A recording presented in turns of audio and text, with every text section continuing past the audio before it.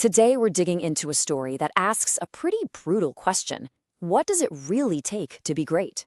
We're diving into the world of a young jazz drummer and his terrifyingly demanding mentor, a relationship that pushes the limits of passion, obsession, and what it means to sacrifice everything for your dream. And that brings us right to the central question of the film, one that echoes in every single scene. What is the real price of greatness? How much of yourself do you have to sacrifice, or have torn away from you, to achieve it? Let's find out. So, our story kicks off in New York City with Andrew, a first-year student at the prestigious Schaefer Conservatory. He's not just a talented jazz drummer, he's driven by this burning ambition to become a legend, to have his name spoken with the same reverence as his idol, Buddy Rich. Now, this story really revolves around two powerful, opposing forces. On one side, we've got Andrew, the dedicated, ambitious student. On the other, there's Terrence Fletcher, the conductor of the school's top jazz band. And Fletcher isn't just a teacher. He is a terrifying, ruthless tyrant in his relentless pursuit of perfection. Their first encounter is just chilling. Fletcher finds Andrew practicing alone, barks a few commands for different tempos, and when Andrew stumbles, Fletcher just leaves. No feedback, no encouragement, just a crushing silence that leaves Andrew feeling completely worthless. But then, a glimmer of hope. Fletcher unexpectedly shows up at Andrew's practice with a lesser band and, to everyone's shock, invites him to join his exclusive studio band. For Andrew, this is it. It's the recognition he's been craving.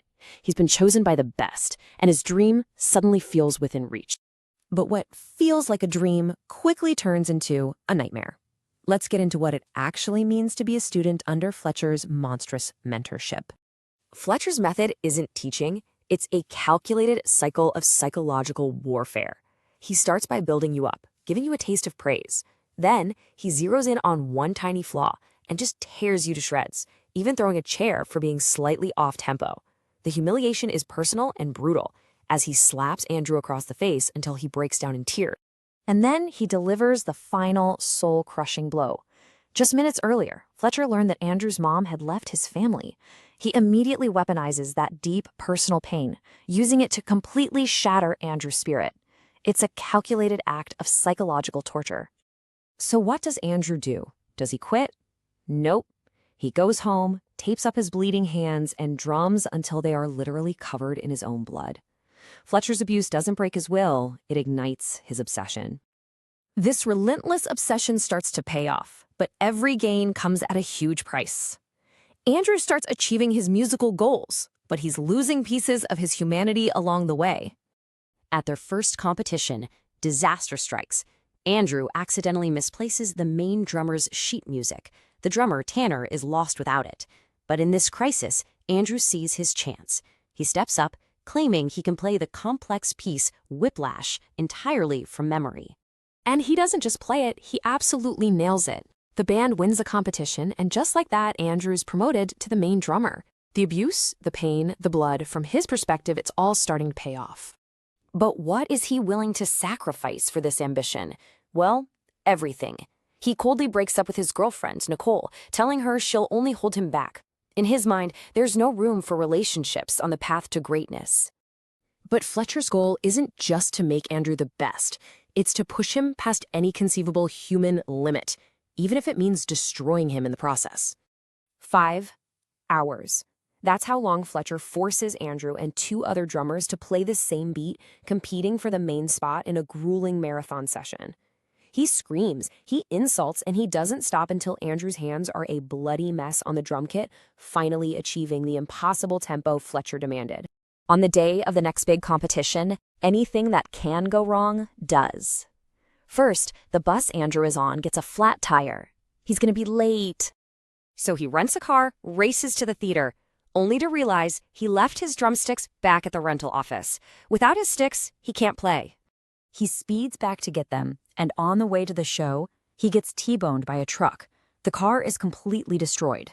Even then, his obsession drives him forward. Andrew crawls from the wreckage, bloody and injured, stumbles onto the stage and tries to play, but his injuries are too severe. When Fletcher dismissively cuts him off mid-performance, Andrew finally snaps, attacking his teacher in front of a stunned audience. After the assault, Andrew is expelled. He packs up his drums, his dreams seemingly dead, but the story isn't over. There is one final, dramatic performance waiting. Months later, Andrew wanders into a jazz club and finds Fletcher playing piano.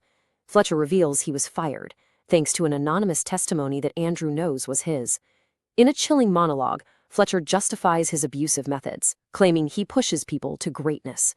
Then he makes an offer Andrew can't refuse, a chance to play in one last show with his new professional band. On stage, Fletcher leans in and whispers, "I know it was you. This isn't an invitation, it's a trap." He launches into a song Andrew has never heard, a public execution designed to humiliate him forever. Andrew walks off stage utterly defeated. But then, something shifts. He returns to the drum kit and, in a stunning act of defiance, interrupts Fletcher by starting his own song, Caravan. Andrew takes control. He launches into one of the most blistering, complex, and passionate drum solos imaginable. He's not playing for Fletcher's approval anymore. He's playing for himself, unleashing everything he has. The performance transcends the competition, the abuse, everything.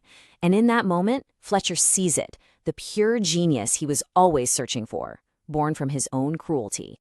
And this leaves us with the film's final, deeply troubling question. Fletcher's methods were monstrous, abusive, and destructive, but they produced that final, transcendent performance. So, was he right?